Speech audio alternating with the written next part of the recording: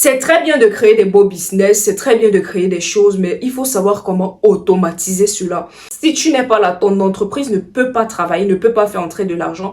En fait, tu es encore employé dans ce que tu fais.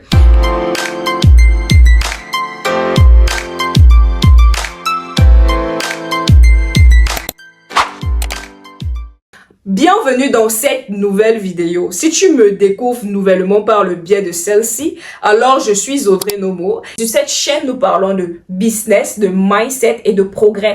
Comment progresser en assimilant discipline, business et bien d'autres secteurs qui peuvent t'amener à bâtir des choses intéressantes. Si l'un de ces domaines t'intéresse, commence bien évidemment par t'abonner et bien évidemment active la clochette de notification pour être informé à chaque fois qu'une nouvelle vidéo sera disponible sur la chaîne. C'est fait, c'est bon. Allons-y. Lorsque j'étais encore étudiante à Polytechnique de Marois, comme toute étudiante, je cherchais une source de revenus, mis à part ce que je recevais, la pension que je recevais par mes parents chaque fin du mois. À cette époque-là, je suivais beaucoup l'investisseur africain. Je ne sais pas si vous suivez cette chaîne, l'investisseur africain, Monsieur Yves Bracpo. Dans l'une de cette vidéo, il a parlé d'un business qui a vraiment attiré mon attention, c'était la conciergerie immobilière. En gros, c'est quoi la conciergerie immobilière? C'est tout simplement gérer les biens immobiliers d'une personne qui vit à l'étranger ou hors de la ville. En gros, gérer ses biens immobiliers. Je vivais à Marois à cet instant. Je me suis directement mise à chercher des biens immobiliers en créant un compte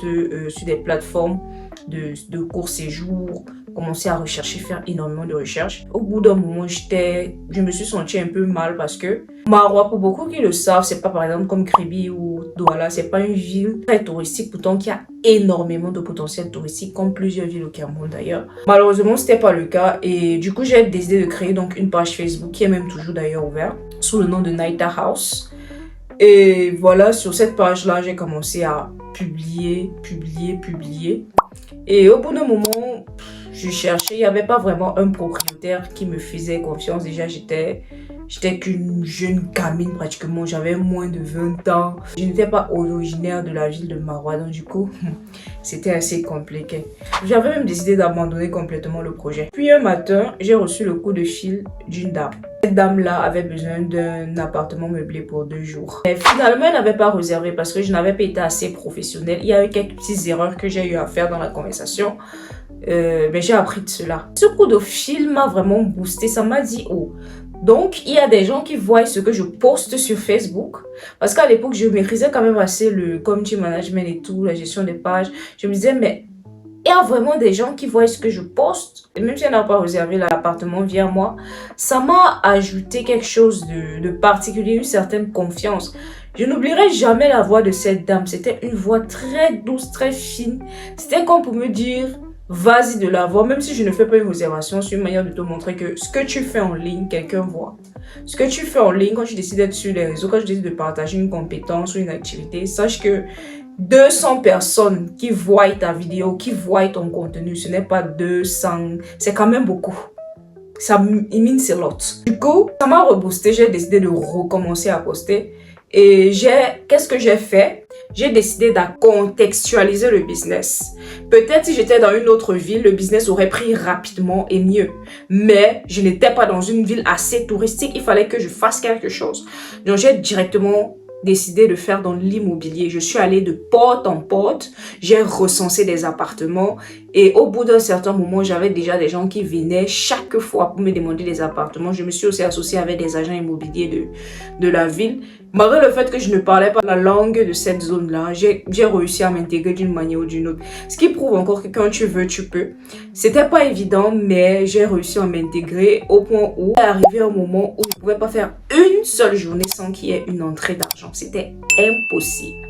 Qu'est-ce que j'ai fait lorsque l'argent entrait? Je vais énumérer cela certainement dans une prochaine vidéo. Mais ce que j'aimerais dire, c'est que lorsque tu commences à recevoir de l'argent, lorsque tu commences à recevoir l'argent dans ton business, il faut séparer l'argent de ton business à part. L'argent de ton business, c'est l'argent de ton business, mais ton argent, c'est l'argent du business. Mais l'argent du business, c'est l'argent du business. Ce n'est pas ton argent. Il faut savoir faire la part des choses. Une chose importante ici que je dois mentionner, c'est que Lorsque j'ai voulu lancer ce business, d'ailleurs, j'en ai parlé à plusieurs camarades de classe. Mais ils n'avaient pas vraiment l'air enthousiastes, surtout que c'était au début. Ils ne croyaient pas au truc. C'est quand ça a commencé à prendre, il y a un de mes camarades qui a montré assez d'intérêt. Donc c'est avec lui que j'ai commencé à bosser. On a bossé vraiment dur et on a vu pas mal de résultats. Puis que la mayonnaise avait déjà réellement pris. Lorsqu'il a rejoint, la mayonnaise avait déjà réellement pris. Donc ça allait seulement encore plus et plus. Il y a des bêtises que tu fais lorsque tu n'as pas de mentor ou lorsque tu n'as pas vraiment quelqu'un pour te conseiller, lorsque tu es dans tes débuts, que ça coûte cher. On ne choisit pas son partenaire d'affaires ou bien un employé ou whatever juste parce qu'on a besoin de quelqu'un. Il y a des critères sur lesquels on se base. Mais en ce moment, j'étais tellement débordée, j'avais besoin de quelqu'un. Au début, mes camarades n'avaient pas vraiment montré d'intérêt à ce que je proposais. J'avais commencé donc avec ce camarade, je vais l'appeler X. Avec X, ça se passait très bien. Mais entre-temps, moi, j'avais déjà appliqué pour quitter le pays. Du coup, j'étais pratiquement en attente de ce visa. Mais j'étais tellement à fond dans le business avec X que je ne pensais même plus à quitter et tout. Donc, je n'ai pas réfléchi que comment automatiser ce système de cette entreprise qui est en train de naître. Parce que honnêtement, il y avait des fonds, il y avait déjà une très grande notoriété dans la ville en très peu de temps. Parce que le travail fourni était vraiment énorme. Que ce soit dans le marketing, que ce soit sur le terrain, c'était énorme. Les stratégies, les pubs, c'était énorme. Donc, du coup, la mayonnaise avait pris. Maintenant, le souci a été au niveau d'automatiser le système et du choix du partenaire, ce qui était vraiment une catastrophe. Une très grosse catastrophe, ça a chauffé. Lorsque je quitte, je l'informe que voilà, je ne serai plus dans le pays dans tant de temps, mais je compte vraiment qu'on automatise ce business, qu'on fasse ceci, qu'on fasse cela. Non, mamie! C'est là alors que l'acteur meurt. Un très bon Camerounais, qu'est-ce qu'il a fait? Il m'a tout simplement dit que non, avec l'école, tu vois, je ne pourrais plus gérer le business. Voilà, et voilà. Pourquoi? Parce qu'il a compris que vu qu'elle est partie, ça c'est un business où je peux énormément manger. Donc, je ne vois pas comment elle va avoir la possibilité de gérer ce business depuis là-bas. Il m'a tout simplement dit que non, il ne peut plus. Mais quelques temps plus tard, je me rends compte que il a créé sa propre page, sa propre agence immobilière. Et il a commencé également à rentabiliser. Puisqu'en quittant aussi, je lui avais donné tous les carnets d'adresse, tous les contacts que j'avais pu avoir. Vraiment, il avait tout pour réussir. Et par la grâce de Dieu, il a également réussi, son truc a pris. Mais c'est parti sur la base d'un mensonge. Du coup, sur la base du fait que non, je ne peux plus gérer. Pourtant, il avait l'intention de créer sa propre boîte. C'est très bien de créer des beaux business, c'est très bien de créer des choses, mais il faut savoir comment automatiser cela. Il faut savoir comment automatiser. Si tu n'es pas là, ton entreprise ne peut pas travailler, ne peut pas faire entrer de l'argent. En fait, tu es encore employé dans ce que tu fais. Et c'est bien pour un début parce qu'on passe tous par là. Et il y a plein de business où si tu n'es pas là pour un début, ça ne peut pas fonctionner. Mais avec le temps, il faut voir comment automatiser. Parce que lorsque tu n'automatises pas, tu deviens tout simplement employé dans ce que tu fais. Et vraiment, c'est grave. Et il y a des trahisons à tout moment. Il y a des coups bas que l'on te fait. Par contre, s'il avait une approche du genre, comme tu vois, Audrey, j'aime bien ce que tu fais. Voilà, mais j'aimerais créer ma page. Je sais que tu es partie, ça te fait mal.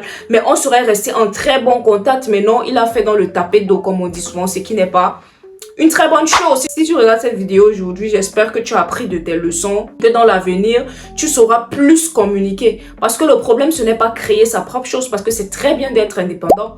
Mais le problème, c'est dans quelles conditions tu quittes. La route tourne. Tu ne sais pas où demain tu vas rencontrer la personne à qui tu as fait un tapis d'eau. Et cette personne ne sera certainement pas ouverte à te refaire confiance encore. En gros, ce que j'ai appris de cette expérience dans le business de l'immobilier, qui n'était d'ailleurs pas le premier business que j'avais décidé de lancer dans la ville de Marois, mais de loin, c'était l'un des business où la mayonnaise avait réellement pris. J'espère que cette petite anecdote va te permettre d'une manière ou d'une autre à toi de mieux réfléchir comment choisir tes partenaires d'affaires et également réfléchir rapidement à automatiser un système lorsque tu te rends compte que ça prend déjà. Si tu es arrivé jusqu'à ce niveau et tu ne t'es pas encore abonné, commence bien évidemment par t'abonner et active la clochette de notification. Et bien évidemment, like cette vidéo et la partage à un proche à qui ça peut intéresser. Merci d'avoir été là jusqu'à la fin. On se capte à la prochaine vidéo.